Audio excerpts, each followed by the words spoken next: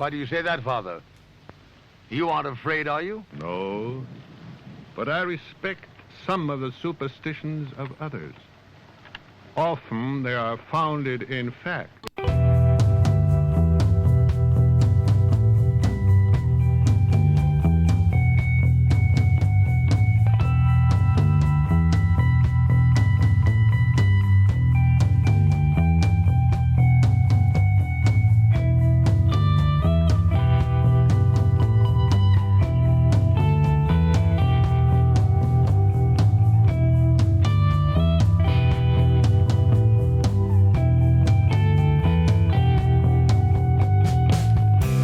Broadcasting from our home in Venice, California, this is the Sixth Sense Society.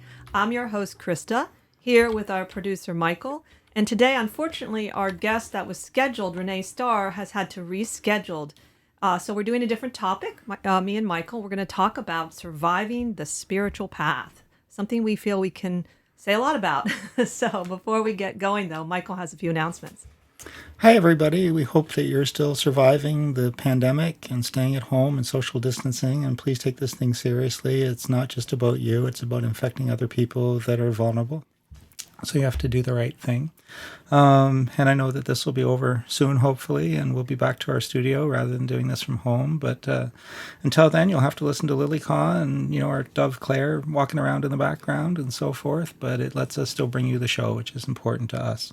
We have a couple of great topics we're lining up for the coming month. We're looking at getting Krista's dad back on again, which is really cool. Have a little bit more of ghost hunting stuff with our friends Mystic Mitten Paranormal from Michigan, which is going to be awesome.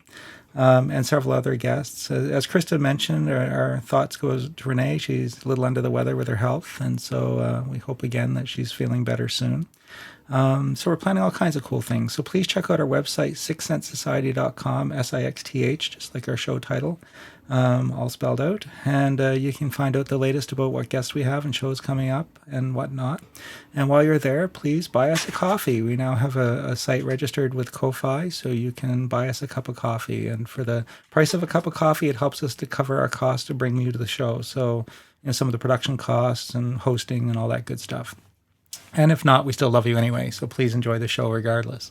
So that's about it for me. Not a whole bunch of stuff going on. We are getting close to our 700th subscriber, so please go to YouTube and hit subscribe, and it really helps us out a lot with that as well. So I'm going to kick it back to Krista, and definitely I think this is a good topic because we've been part of the spiritual world for a very long time, and there's many great things in it, but definitely some pitfalls to watch out for too. So we're going to share some of our experiences, and I think it's a topic that never gets old, that it's always good to repeat even now and again. So take it away, Krista. Great. Thanks, Michael. I think I'd like to begin today telling, or sharing, I should say, how I got on a spiritual path, because I grew up in a family that did not openly practice religion. So my mother was a Catholic growing up, and according to my understanding is she'd had a bad experience with it and did not want to continue as an adult. And my father at the time felt the same way about his path from childhood, which was he was Jewish. So they decided not to raise us under religion. And they did instill values in us, such as, for instance, being kind to animals. They often would try to rescue animals. And they were political. Both my parents were very political and very liberal. And so really, I think they were more about teaching us values. Like my mother would always say, if you have food, you should always share with whoever you're with. So you at least offer to share. So I didn't. And in fact, I thought religious people were a little odd, to tell you the truth. And I was sort of like squeamish around religion. But I didn't have any sort of positive or negative experiences. So for me, I became interested in spirituality because of a trauma, which is very common. So when my brother David was lost at sea in a outward bound kayaking program, then it was devastating, and they never did recover his body. So it opened me to a whole nother dimension of myself. And in order to really understand and cope with the situation, I started to look for support And in my family, my father had always been interested in Edgar Cayce, and he at that time was doing more with that path himself. So my introduction to spirituality was a little shocking.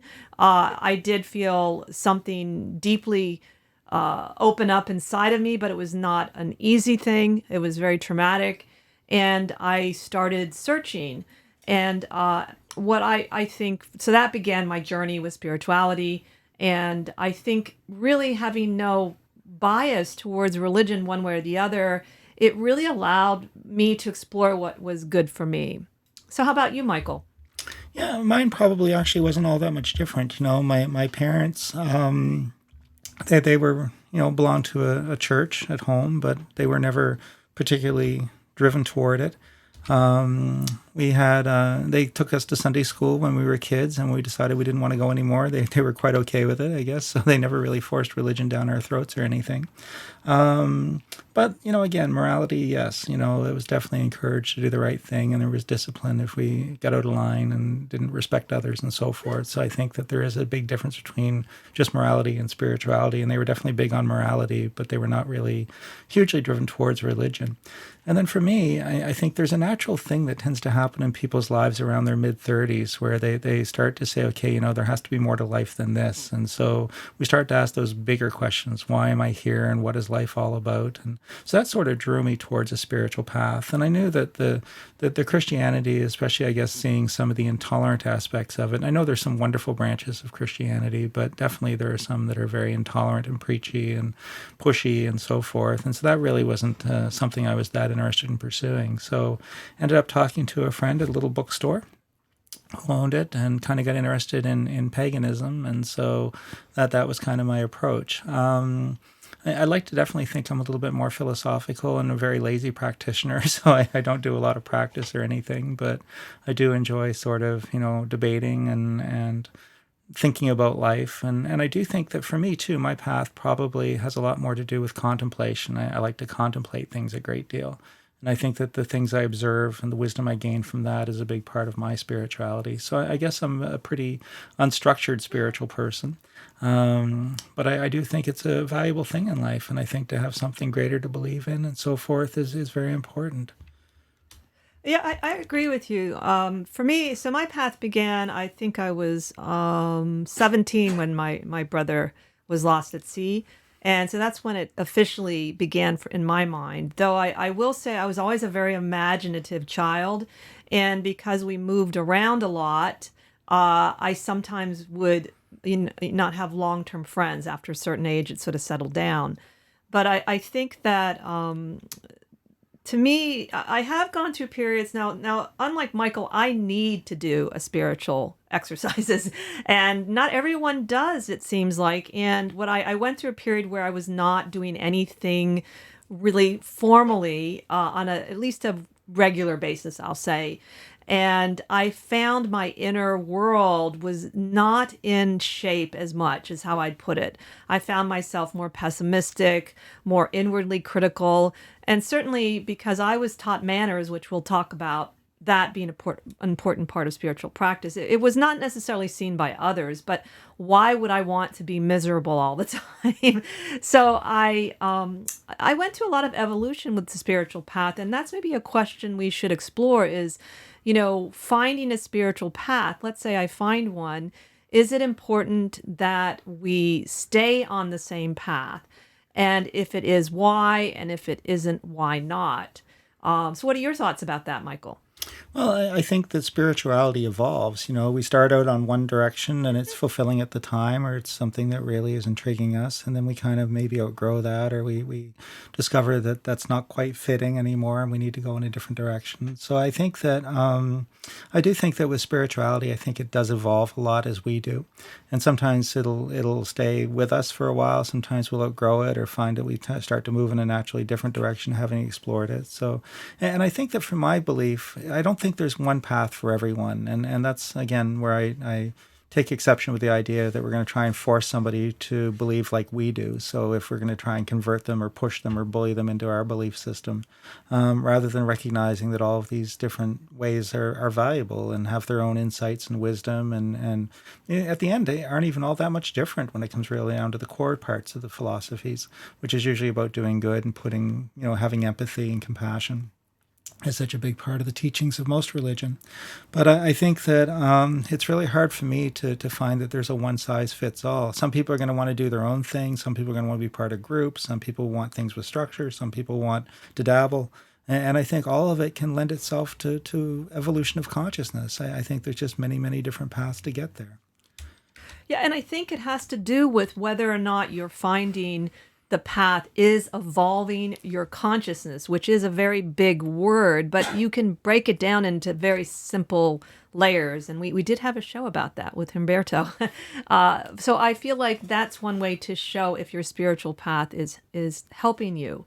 For me, one of the things I find is it's important for me to stay on a path for a while in order to dig more deeply into it. So one of the dangers of dabbling a lot, maybe dabbling in the beginning to see if you like something is a good idea, is that perhaps if you only dabble, once you hit a spot where you're about to really feel some friction, in other words, it's working, you leave. And so there can be that element of never really going anywhere with the spiritual path. But at the same time, if something becomes rote to you and you're doing prayers by rote, you don't feel connected to them, or you're meditating and you're not really finding that you're working with the mind, you're just kind of sitting there and finding there's nothing really going on except that your thoughts are just going this way or that. Then again, that's also an extreme. Now, most paths that are formal basically want you to stay on them. So they're going to tell you things that make you feel sometimes that this is the way. But in reality, that has a lot to do with the teacher. So for instance, I started in the Buddhist path when I was 23. I took refuge with someone who turned out to be an extraordinary master in Buddhism. And I was quite fortunate to really study around him and with him. And then I went away from it and I came back to it. And on my one of the things that happened to me when I left for philosophical reasons. At the time, I felt it was not representing some of my values. And I had worked pretty hard on it, though, and I didn't disparage it. I felt it had helped me, and I felt still very good about being involved in it. I just felt like Michael had said I had outgrown things, and I needed to explore something less formal. So one of the things that happened to me, though, is I had a couple of friends, one friend on my Dharma path. And again, I think this person wouldn't say this now, but, said to me, I don't know if I can be friends with you because you're not a Buddhist anymore. And I thought, well, that doesn't seem very Buddhist. and that kind of troubled me a little. But then I had a couple of friends that, they just loved me for who I was and they stuck with me anyway and never questioned my change either. They just accepted that I was doing something different. And then along the way, I met this one teacher who, I forget if it was Traleg Rinpoche or Punlop Rinpoche, who said that you can approach Buddhism more as a philosophy, that you don't have to see it as a religion. And in fact, many Buddhists think that way and will have a different religion in their background because it's a way of viewing the universe. So spirituality can be a way of you trying to make sense of the cosmos from your own personal world to the world around you. And that might be one indication as far as what you're looking for in a spiritual path. So if I embrace nature, I don't want to go into a spiritual path that says nature is bad and we need to conquer nature. So I'd want to find a spiritual path that supports some of my true heart desires and some of my deepest beliefs. That's at least what I was, been thinking about recently. Yeah, and that sort of segues into another topic that is important to me in spirituality, and that's the relationship between teachers and students. And I see benefits in it, certainly. I think that that's an important thing. I think from a student's perspective, I think you're ultimately responsible for your own spiritual path. So I think that you have to take responsibility spiritually. I don't think that you can abdicate that just to the teacher. And so to me, again, and to me, that means that you're being self-aware, that you're not allowing yourself to be taken into a place by an unethical teacher where you're not really comfortable or shouldn't be.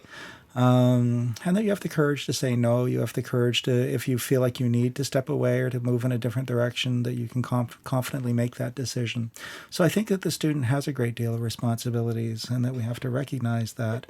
But I think also teachers and gurus, and I see this a lot too, where they'll have a tendency to say, hey, I'm not responsible for what my students do. And I'm sorry, but when you put yourself in a position of leadership, when you decide you're going to assume that role, I do think you become responsible for your students and their acts. And I think that if they are doing bad things, then perhaps there's something wrong with your teaching or the way that you're teaching it. But I don't like the idea that I see some of these teachers and gurus that basically, when things are good, they take all the credit. As soon as things go bad, they say, hey, that's got nothing to do with me. I mean, so, again, in both levels, I think, responsibility is personal for both. And I think that when you're looking for a true teacher, I think that the things that I look for, humility. I've yet to meet a real teacher that isn't, humble in a good way, not unhealthy humility, but in a really, cares more about others than themselves, or really as much. And they do have that tendency to have subdued their ego a great deal. And then patience, the great teachers I've met just seem to have limitless patience. They're and Krista can attest to that, I think, from some of the Buddhist monks. But I think if a teacher is really lacking humility, if it's an ego trip, if they don't seem to have a whole lot of patience, I take those as very big red flags. So, but as I said, teachers and students both have a great deal of responsibility spiritually.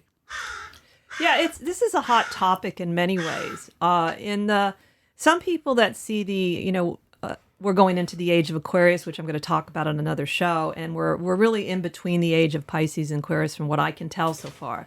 And there's this view that we don't need teachers anymore and that we must just get in touch with the inner teacher.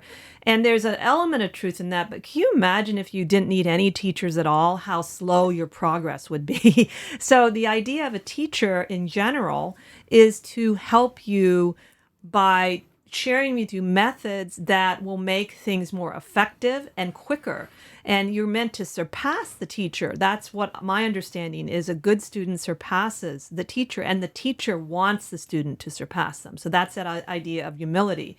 I will argue that, Michael, you have met a humble teacher because you did meet Venerable Khenpo Karthar Rinpoche, and I can attest that he never, ever talked about himself, ever, in a very egotistical way.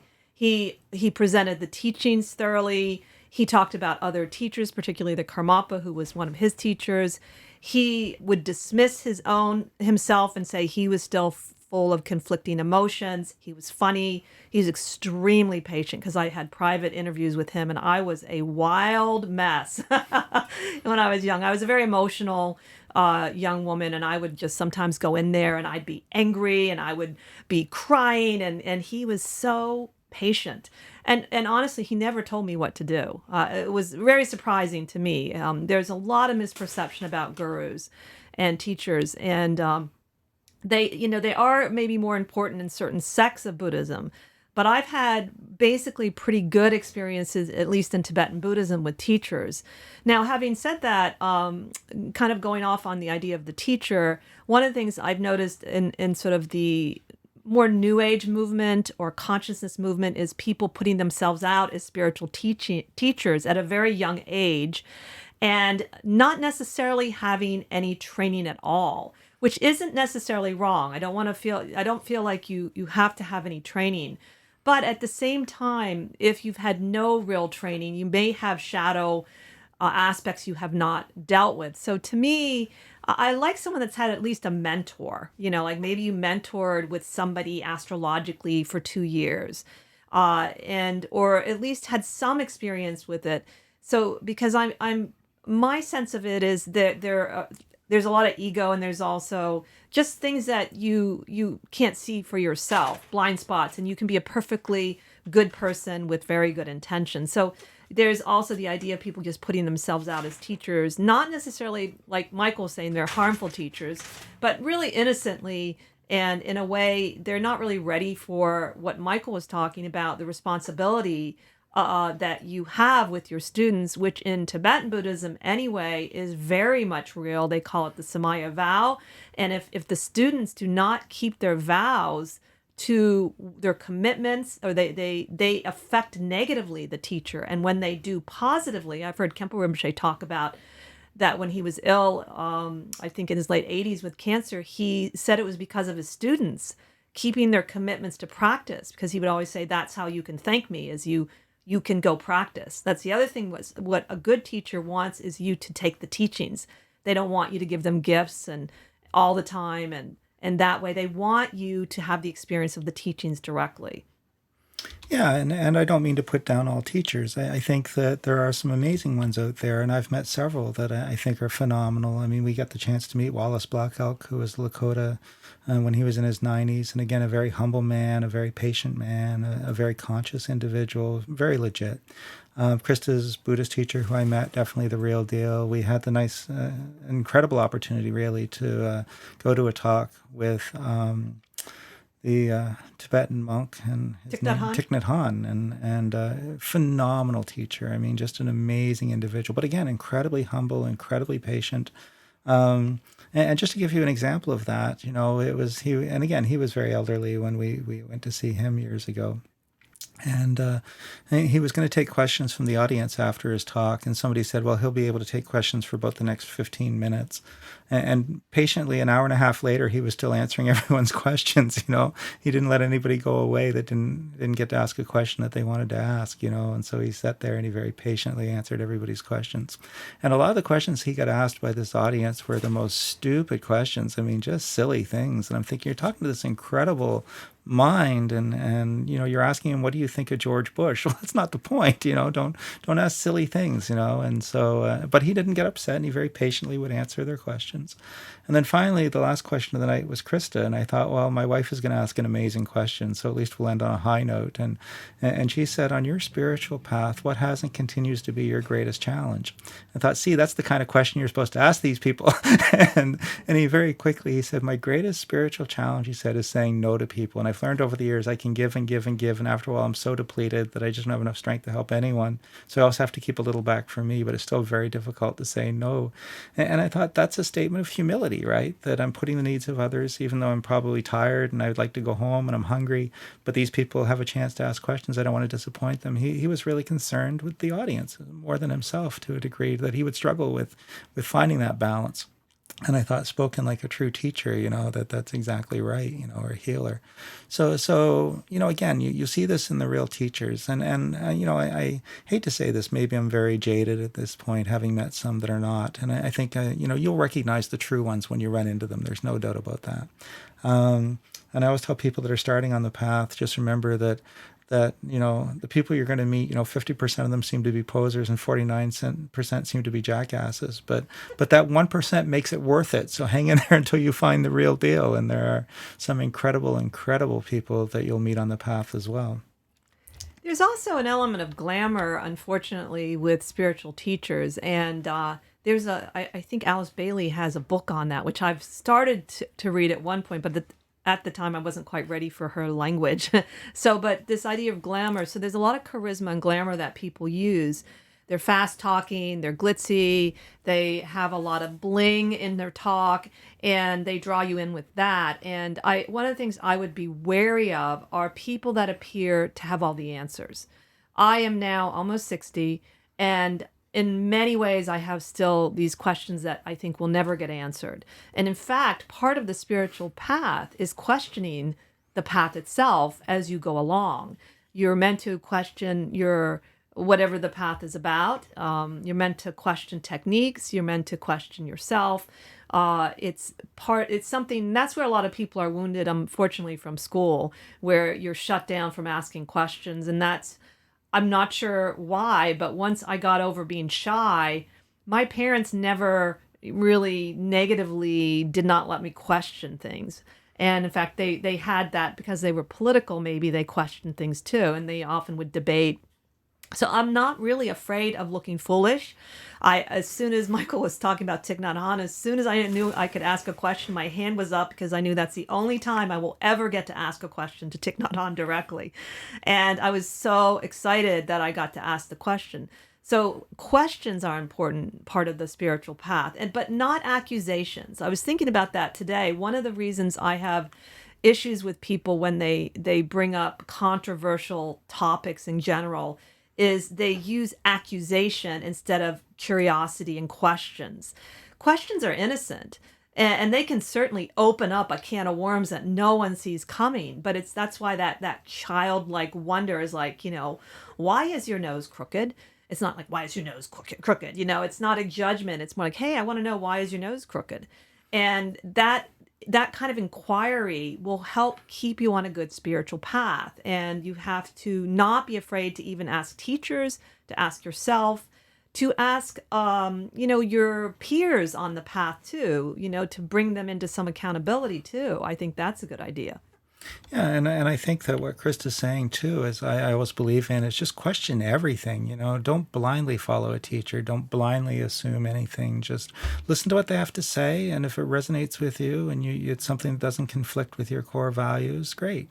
But if it's something that does conflict, especially with your core values, and Krista can talk a little bit about what core values are, but I think that can be very damaging. And I see people that they don't want to offend the teacher, or the teachers are pressuring them to do something. And I don't think a real teacher should ever pressure you to do things, or threaten or bribe or extort, And you see that sometimes, or people, and we've had scandals, of course, that everybody's familiar with. The guy that was the yoga guru here in LA that was, sleeping with all his students, and clearly there was a lot going on that was very disreputable. And I don't mean that was, and it wasn't so much even a willing thing. He was really sort of coercing them into it to a great degree. So it became a big scandal. And again, if a teacher's trying to intimidate you or coerce you or push you, and that's different from encouraging. Again, if they're encouraging you, that's fine. But as I said, if you really feel like intimidated or pushed or coerced, especially something that does violate a core value, then just be very, very careful. If anything, walk away. I don't think a good teacher is going to do that to you. Well, and it's a good thought. The core value is something I think that you have to build yourself through creating the person you want to become. I've seen this in a couple of videos recently about how you determine your own character by embracing traits and attributes of other people you admire.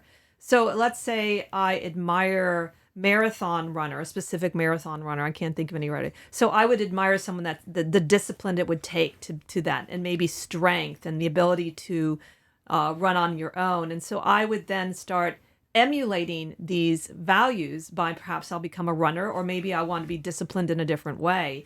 And so perhaps discipline becomes one of the ways I identify myself as a human being. And so that's very particular. I don't think there can be some, I guess maybe lighter values you can sort of let go of if you have to. But the core values, for instance, for me, one of my core values is being self-reliant. And I evidently had that even as a little girl. My father told me a really funny story when I was like 3 or 4, and I had fallen down the stairs, and they went over to help me, and I guess I said, "Don't you cry for me." I'll never forget that. I was like, okay, that's really how I am. And so perhaps there are some seeds in us that under at least nourishing situations come out. Even as young people, you'll see certain aspects, but they can also be developed consciously. If you don't like who you are, you can decide to change that. And that is more of a mental exercise, not necessarily a spiritual one. That one is based, again, on exerting free will, and you don't have to have a spiritual path to do that, I think. Yeah, I don't think you need a spiritual path to do that either. And I think that, your spiritual path is wherever you're at in the moment, and sitting and meditating and contemplating a sunset can lead you to incredible breakthroughs. And so there really is no one way, I don't think, to get to the top, so to speak, not spiritually. So if it's working for you, go with it. If it's no longer working for you, or if it's not working for you at all, then don't waste your time. Find something else and experiment. And you'll figure it out. And then I always tell people too that to me, it's not just about learning things theoretically. And I think sometimes people think that part is the most important thing of some sort of comprehension, but it's about how you choose to live your life. And are you living your life as a spiritual entity? Do you have concern for others? Are you taking care? We see that playing out now with the pandemic, where you have people that are worried about infecting their loved ones, so they're going to quarantine themselves for the next several weeks and do everything they can to make sure that they're safe and their loved ones are safe. And you see other people that are upset that they can't get their hair cut, and they're out there violating and trying to get everybody else sick so that they can go get their hair cut, and it's just selfishness. So again, is this something that is making you a better person in many respects? And are you living and applying your spirituality to make you a better person? I sometimes tell people that if you really want to evolve in consciousness and become fully spiritual, there's really only one exercise you need to practice, and that's just courtesy. Just be courteous to others, consider their welfare and their well-being. And really, it's really hard to be egotistical and courteous, or selfish and courteous. And so to me, I think it's just simple courtesy. And I think when you see someone who's practicing courtesy on a regular basis, I think that's a very evolved spiritual person. And somebody can know, the Vedas inside and out, and can quote the Bible forward to backward. But if they're not being courteous, then I don't think they get it, I agree with that. And I think it was in the Secret Teachings that Manly P. Hall talks about the first step on any spiritual path is connected to courtesy. And that makes sense. We're not talking about etiquette. We're talking about just the idea that you're being considerate to other people around you, and that you take the time to notice that perhaps the person beside you is, in a hurry, and you can help them by letting them go ahead of you in the lane because you're not in a hurry. I remember once, it was a long time ago. It's amazing the smallest acts, how they affect people. I was working at the Bodhi Tree bookstore, and I went for lunch somewhere, and I was standing in line at, getting a sandwich, and there was an elderly woman in front of me, and she just didn't have a quarter or something, or 10 cents on her. And they she would have had to not get everything she wanted, or they weren't necessarily giving her a hard time. And all I did was say, hey, here you go. I'll pay for that. That's no big deal. But it really seemed to really make her happy, in a way I did not expect. But I guess it's because somebody else noticed and extended a hand. And certainly I've had people do that for me in situations, sometimes in dire situations. I've had a stranger do something incredibly kind. And I agree with Michael that is the heart of all spiritual paths, is kindness in some form. And yes, there are some exceptions to the rule, but they're very, very small. And most of the time, if you act with courtesy and kindness, you are going to evolve. Simple. Yeah, it really is just that simple in many respects. And I know that again, some paths, they want it to seem much more complicated. And then which brings me to another point too, again, and this is another pitfall to watch out for, is teachers who set an unreasonable and unrealistic expectation for their students to achieve. So they present themselves as some sort of perfection, that you're never going to be as perfect as me, or that, and I think, you're going to stumble in life. You're going to make mistakes. You're not always going to, handle everything perfectly or do everything right. And even the greatest of teachers, stumble and make mistakes, because I think at the end of the day, we're all human. But so again, I think a legitimate teacher, a legitimate path will obviously want you to evolve in consciousness and become the best you can be, but without setting unrealistic expectations, which are going to make you feel like a failure. And I see some people that obviously do that, and I think that's partly to keep control, where they can say, see, you still aren't there yet, so you need to keep coming back to me until you get there. So they keep moving the goalpost. It doesn't matter how good you become, we'll just move it another yard so that you never quite achieve it. So for me, again, keep your expectations realistic when it comes to your spiritual path. And that one's a hard one in some ways, because it isn't always the teacher. So I used to struggle with that, and not as much anymore, because when you read some of the the teachings in any path, whether it's the Bible and Christ and Jesus and what he could do and the Buddha, and you attempt to do some of what they seem to, be able to easily do once they attain whatever they attain, it's really hard. And especially the inner turmoil where, let's say I'm going along and I've had a whole week where I'm not really that critical of anyone, including myself. And then all of a sudden I have a really bad day and I'm just criticizing everything I do and that person there. And does that mean I'm failing? And not at all. I think that it's a process. And I think that one of the aspects of a spiritual path that's necessary on all paths is acceptance. Acceptance at whatever level you're at, where there's truly no judgment, that you are where you need to be. There's no, you don't get bonus points. In fact, you probably would get less bonus points in Buddhism if you get enlightened before others, if you're doing the Mahayana path, since you're supposed to wait until everyone else is ahead of you. So, it's not a competition. And there is sometimes, I don't know why, there's a little bit of a competitive energy. It's a little bit underlying certain people in the spiritual world. And it's not always obvious, and sometimes it is obvious. What do you think about that, the competitive side of spiritual paths? Yeah, I mean, I think that comes back to the idea that I have the true knowledge and you don't. And, we see this again with, evangelical religions a lot and some other religions even more so. But it happens in all paths. I've met pagan people that are very much, I've found the true path, and unless you do what I do, then you haven't, And so it's that ego thing again. And I think it really comes down to that to a great degree.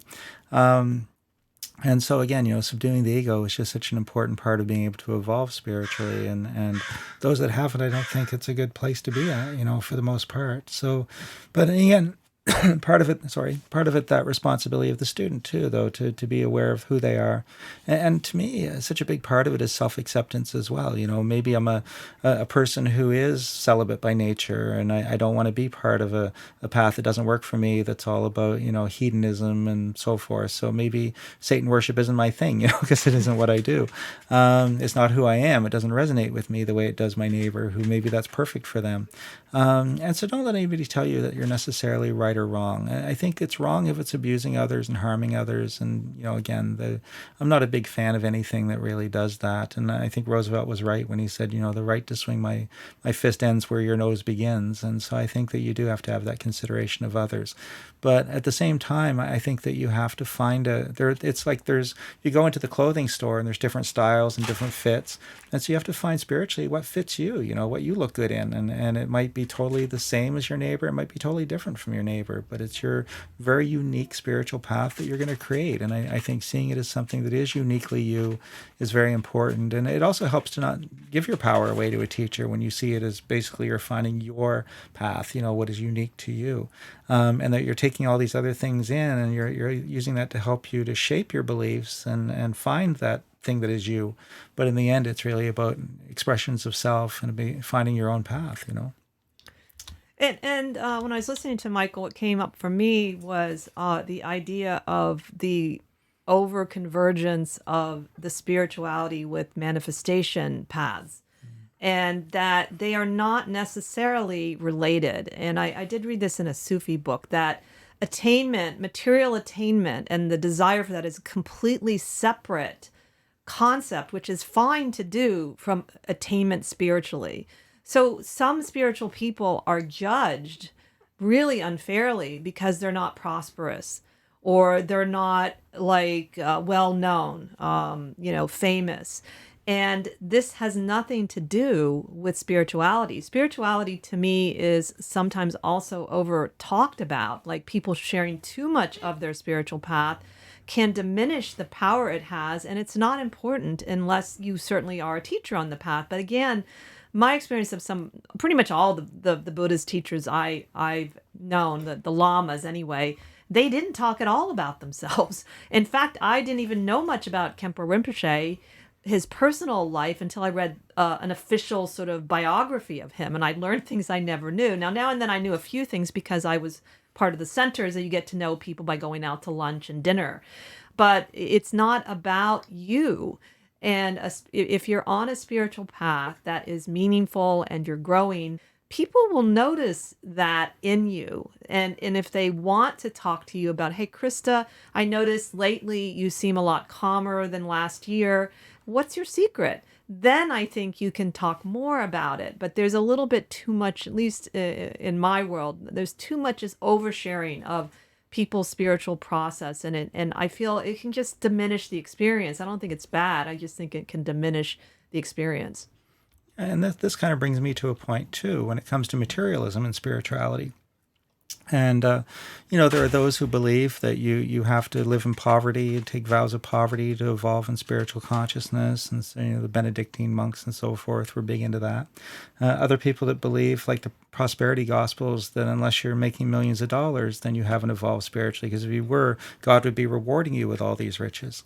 And I think, again, a big part of that is imposing our values on someone else. So for me, again, maybe poverty isn't my thing, or anti-materialism isn't my thing, but that doesn't mean I can't be a fully evolved spiritual person. It's just a different path for me.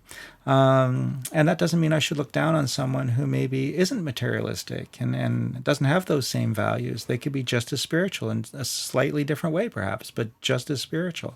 And so to me, it's not about trying to, and it comes down, again, not making other people try and follow our path or being pushed in their direction. It's about finding your path, which, again, may involve humility to the degree that you don't want materialism and you want to live in a tent in the desert and all that stuff. And maybe that's it comes down to your values. Maybe that's something that you thrive under, is those conditions, whereas somebody else may need a certain amount of luxury in order to be comfortable enough to continue to evolve spiritually. And so no one path is really better than another. It's just different. And I think that it becomes a problem when we see people wanting to impose their values on someone else. That's true. That reminds me of a story with St. Francis, who I love St. Francis as a saint. And I have read, some stories about him, and he's always been sort of I admire him as a human being. And there was a man that, St. Francis came from a background of money, and he gave it all up, but he did it willingly and he liked it. And there was a man that wanted to join and, tried to do exactly what St. Francis was doing, but he just couldn't.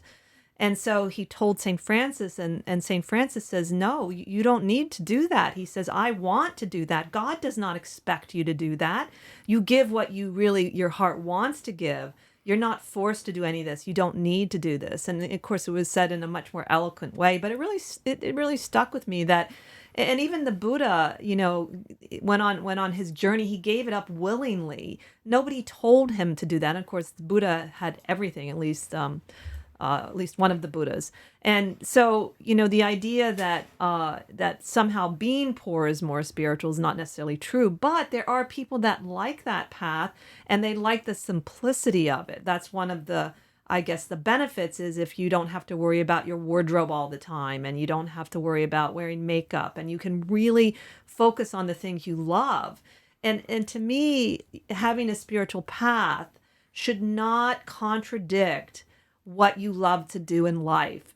So, if I'm a very outgoing social person, it's probably a good idea to have a spiritual path that has a community that I can join and do rituals with or prayers with, and that it fulfills my desires, and my heart, desires to connect with people. And some of us are a little more solitary by nature, so we will probably pick a path that, again, will support that too.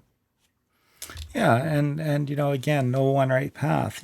Crowley, when he says, every man and woman is a star, and that sort of brings that to mind in a sense, that you are just fine as you are, and you're perfect, and you just need to work with your own essence, in order to kind of evolve and fulfill your potential. And you have to respect somebody else as perfect as well, is also the person they need to be. And it is that tolerance. Tolerance is such a big part of, I think, a spiritual path that's healthy in many ways, that I can sit down with people who are Buddhist or Christian or nothing at all and find them valuable as human beings. So there's that non-judgmental aspect, as Krista says, and that's different from not having judgment. If someone is hurting people, taking advantage of people, abusing people, I don't mind judging that person in the sense sense of saying that, I don't think that that's healthy or that that's not right. But that's different from being judgmental again. And I think that, again, the non-judgmental aspect is to recognize that each of us is unique. Each one is different. Every spiritual path is unique and different. And that you respect that path that the other person is journeying on, even if it's not quite your path, and that's just recognizing that again, there is no true one answer, and that's an easy trap to fall into, especially when you're starting out and you find something that's working for you and you get all excited and you think, great, this is making my life so much better. So I need to spread this to everyone. I need everyone to feel as great as I am. So next thing you know, you're up there, knocking on your neighbor's door and preaching to them and trying to get them to convert because you want them to experience what you experience. But again, they're a different person. They may not find anything in that, and if they're drawn to it, great. But if not, don't assume that just because something is working magnificently for you, it's going to work magnificently for the guy sitting on the bus next to you. Again, every man and woman is a star. Everyone has their own unique ability and placement and everything else. And you have to respect that uniqueness. I agree. I always loved that part. Every man and woman is a star. And what's interesting, the star card is associated with the sign of Aquarius, at least according to Crowley. And I do think maybe the Golden Dawn. And again, I mentioned earlier, we're in the cusp period from, again, my research so far. That's what I'm concluding at this point, or not concluding, but I'm thinking that we're in a cusp between Pisces and Aquarius. And Aquarius is known to be a rebel. Aquarius is going to want to operate outside the tribe and needs to develop not only individuality, but Aquarius is very interested in the truth. And truth is part of the age that's coming in that is definitely not here yet. And this includes the spiritual path, but we can see it through all of the news outlets that finding the truth is difficult. Now, I'm not one of these people that thinks, this mainstream is bad and, smaller medias are better. No, I just find it difficult to find the truth, period, because it's all like Michael was talking about. People they have their agendas, and whether it's spiritual, political. So Aquarius, to me, spiritually is going to probably operate a little differently than the Pisces. But I also want to say that it doesn't mean you throw away everything that the age of Pisces taught us. And one of the things about Pisces is connected to faith and that concept of faith. Now, faith is not just believing, like Michael talked about earlier, blindly in the spiritual path. So maybe we'll have a different show about how I see faith and how Michael sees it. But it does seem to be helpful at times to have that kind of leap that you make. And I do think any spiritual path, at some point, you will come to a place where you probably will take a bigger leap, but you've prepared for it by those minutia steps you've been taking.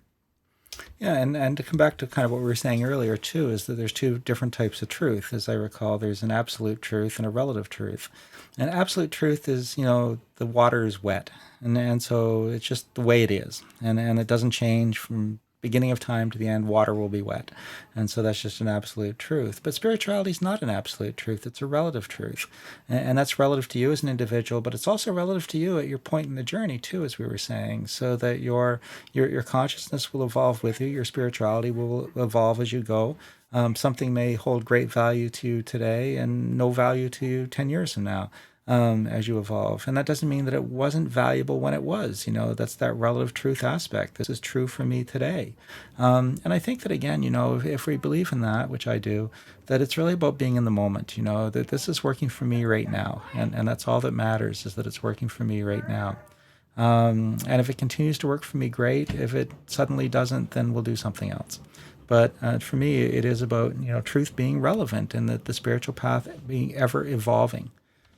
Yes, I think that idea that ever evolving is important. At the same time, that doesn't mean you don't ever get to take a break or rest a little bit. So the idea is that you don't become stagnant and that you don't find that what you're doing is, not really helping you anymore spiritually. And I think that just takes some honest inquiry and noticing how your outer life is.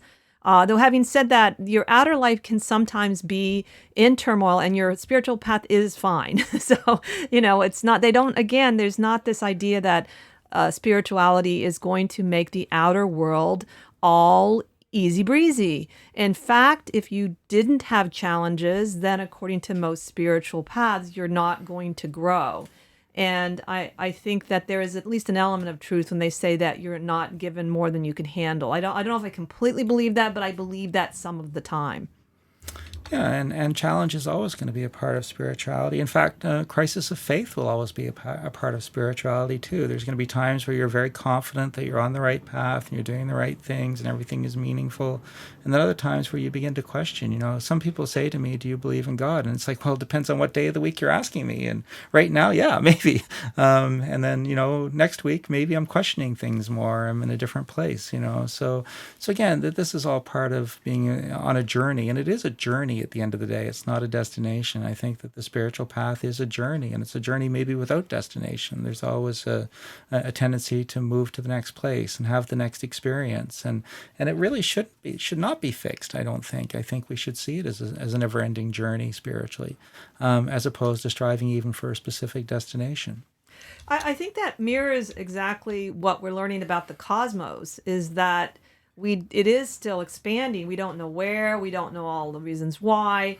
I think that the cosmos and consciousness are similar, and that it's a journey, it's a process. And I do believe being on a spiritual path is one way, a very effective way, when you have found a meaningful path and you actually work with it, to move in a more awake energy with the universe around you. So one of the things I find for me spiritually is when I'm on a spiritual path that is meaningful for me, that at times where I'm really low, like now, this time where things are really scary sometimes, I get support. I get real things that happen outwardly and inwardly to show that the universe is responding to me. So part of spirituality for me is engaging with the cosmos in some way. It's not a vacuum. In fact, it should make me feel more connected. I should have more experiences, from my point of view,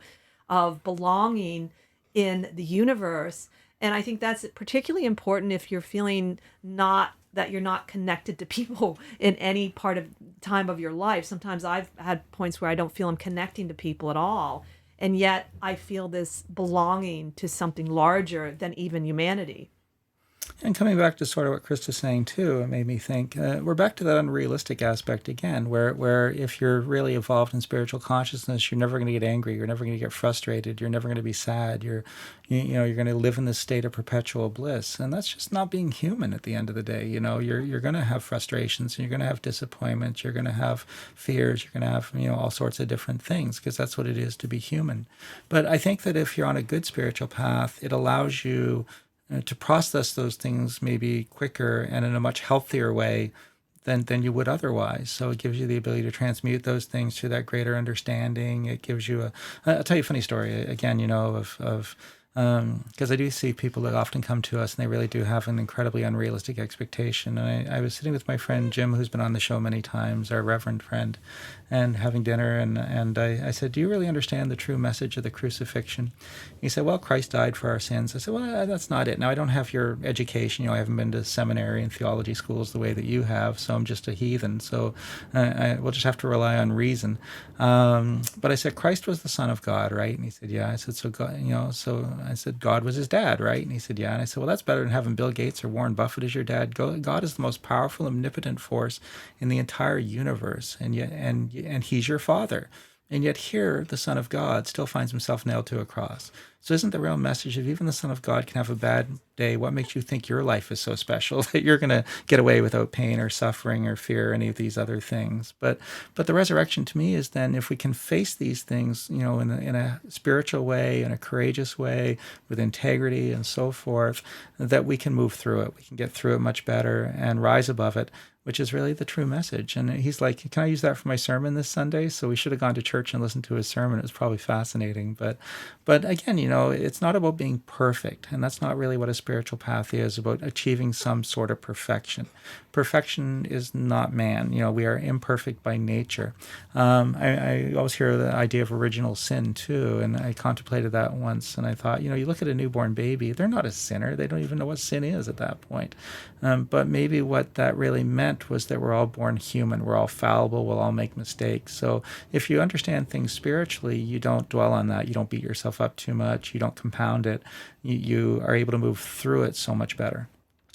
That's really true. That's happened to me recently. I was feeling really angry 2 days ago, and I'm not sure exactly what triggered it. And what I started doing was applying some of the techniques rather than get over it, Krista, whatever I might have done a long time ago. And I use some of the techniques I actually learned from Thich Nhat Hanh's books that work very well. And I had to really put this particular explosion inside me happening really was strong. And I know it had a lot to do with what's going on in the world and my own connection to it. But it took me maybe about a day and a half to work through it, and it worked. And don't despair if you think you have, let's say you've mastered a certain reaction inwardly or outwardly, that it comes back under a different circumstance. And it's not, maybe it's the world testing you. It's just, we're human, like Michael says. We're going to always have, maybe not always, but for the most part, it's going to take a long time where we don't have certain reactions to things. It's really how you handle it. And hopefully a spiritual path teaches you methods that you apply, and it helps you to feel good about how you handled the situation. Even if it means you go and confront someone, maybe that is what you need to do. But how you confront them might be important so that you are effective. So I think that for me, that is one of the ways I know my spiritual path is right for me, is it helps me in my life. It does help me with tools. It helps me inwardly, but I'm moving my life along at the same time. Yeah, and to me, again, that's really the true question. If it's a legitimate spiritual path, in some way it should make you better. It's kind of like a good relationship. I always say in a really good relationship, both people feel individually that they're better off than they were before they met. And spirituality is the same, And if you're really on the path that's right for you and it's working for you, you should be benefiting from it. You should feel more calm. You should feel more able to handle things. You should have greater strength in a crisis because of that spiritual path. It gives you a little of that. And it doesn't make you perfect, and it doesn't make you flawless. It doesn't make life always brilliant with flowers and rainbows, but it does give you some benefit. And there should be some way that you feel that my life is enriched by being on this journey, as opposed to if it wasn't, or it was before.